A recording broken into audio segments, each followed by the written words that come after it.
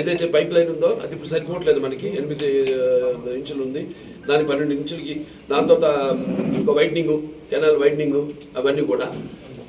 దాని తర్వాత మన ఈ చలమత్తూరు గోరంట్ల ఎత్తిపోతల పథకం ఏదైతే ఉందో అప్పుడు మనం 550 కోట్లు అప్పుడు ఆయన అంతా డిపిఆర్ అంతా ఆయనకి గవర్నమెంట్ ఇవ్వడం జరిగింది. శాంక్షన్ కూడా చేశారు. కాకపోతే మళ్ళీ ప్రభుత్వం మారడం, దాన్ని ఆపేశారు, ఎవరు పట్టించుకోవాలి. ఇప్పుడు మళ్ళీ దాన్ని స్లోగా అది ఏంటంటే ఇప్పుడు రాష్ట్ర ఆర్థిక పరిస్థితులు దాన్ని బట్టి అయినా ఆయన మొగ్గు మనమైపోయే ముందు హిందూ ఏదైనా చెప్పా కదా, ఆయన అభివృద్ధి గురించి ఆయన కూడా ఆలోచించేది. సో అది కూడా అది ఇప్పుడు 850 కోట్లకి ఎంత వచ్చింది. ఇప్పుడు రేట్లు పెరగడం, సిమెంట్లు అన్ని మెటీరియల్ రేట్లు. సో అది కూడా మొదలుపెట్టేస్తాం. దాన్ని ఏంటన్నది ఆర్థికంగా సరే ఆయన ఒక ఎన్నో వనరులు ఆయన సృష్టించి ఆనాడు లోటు బడ్జెట్తో ఉన్న ప్రభుత్వాన్నే మరి ఆర్థికంగా పైకి తీసుకొచ్చారు. సో అలాంటి తప్పకుండా అది కూడా త్వరగతిన శాంక్షన్ చేయడం జరుగుతుంది. ఇక మిగతా ఇక్కడ జరుగుతున్న కొన్ని దృష్టికి వచ్చాయి మీ ద్వారా కూడా.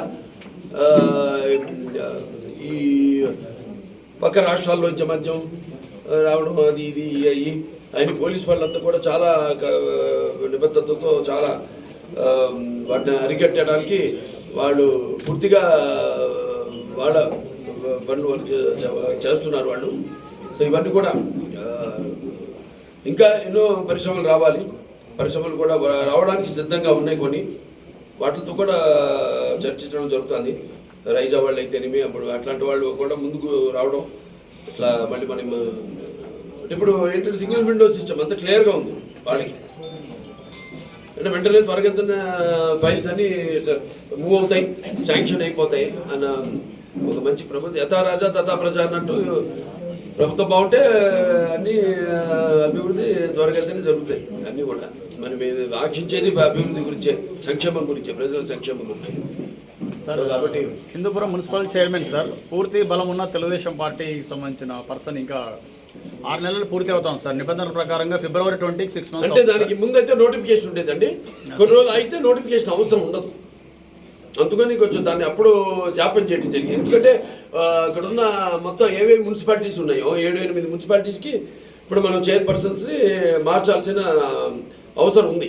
ఎందుకంటే వాళ్ళు అభివృద్ధి పట్ల వాళ్ళు మొగ్గు చూపించడం, మారడం, పార్టీలు మారడం అలా. సో దాంట్లో ఏంటంటే కొన్ని అన్నీ కలిపి పెట్టాలి. ఒక హిందూపురానికంటూ ప్రత్యేకంగా పెట్టడం కుదరదు. It's protocol.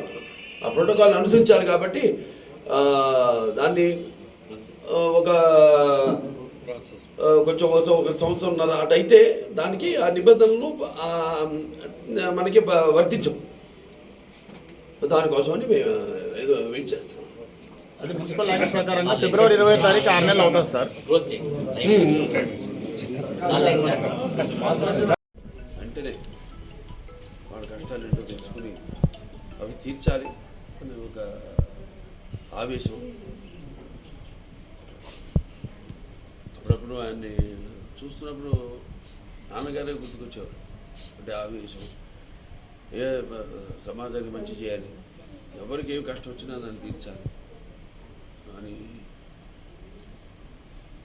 ఆసుపత్రి ఆయన చైర్మన్గా ఉన్నప్పుడు ఎంతో అభివృద్ధి చేశారు. ఆసుపత్రి ఎంతో కార్పొరేట్ హాస్పిటల్ సమానంగా ఆసుపత్రిని ఆయన అభివృద్ధి చేయడం జరిగింది. అలాగే ఎప్పుడు ఏదో ఒకటి అసలు మనిషి ఎప్పుడు ఖాళీగా ఉండేవారు కాదు. ఎప్పుడు ఎవరికి ఏ సమస్య వచ్చినా ఇటు ఈ నియోజకవర్గ అభివృద్ధి కోసం ఎంతో ఆయన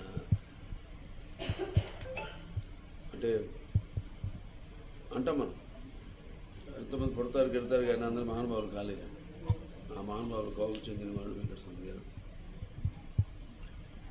చాలా ఆయన నాకు సొంత కుటుంబ సభ్యుల్ని పోగొట్టుకున్నట్టు. అలాగే అంత ఆప్యాయంగా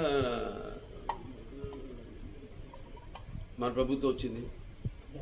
మళ్ళీ మనం ఎంతో ఇంకా ఏమేమి పనులు ఉన్నాయో ఇక్కడ నియోజకవర్గంలో ఆ పనులన్నీ కూడా పూర్తి చేయాలి అని ఎప్పటికప్పుడు నాకు ఫోన్ చేసి,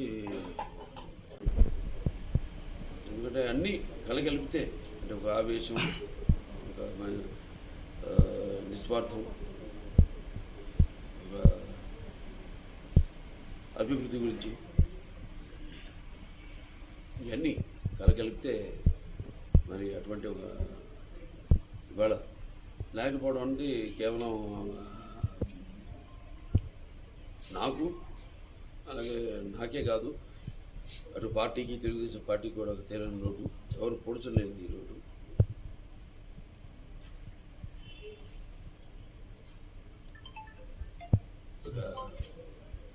ఆయన ఆత్మ శాంతించాలని, ఇంకా వాళ్ళ కుటుంబ సభ్యులందరూ కూడా నా ప్రకార సానుభూతి తెలియజేసుకుంటున్నాను. సార్, ముఖ్య నేతను కోల్పోయిన కుటుంబానికి మీ సపోర్టు ఉంటుందండి తప్పకుండా. అదే ఆవేశం, అదే వాళ్ళ పిల్లలు కూడా అనిల్ గారి తెరమి అయితే వేణు గారి ఉంటుంది, తప్పకుండా ఉంటుంది. ఎందుకంటే అదే మార్గంలో నడిచేవాడు, వాళ్ళ తండ్రి మార్గంలోనే పయనించే వాడికి తప్పకుండా నా యొక్క సహాయ సహకారాలు అంటే పార్టీ పరంగా, వ్యక్తిగత పార్టీ పరంగా తప్పకుండా వాళ్ళకి సపోర్ట్ ఎల్లప్పుడూ ఉంటుంది.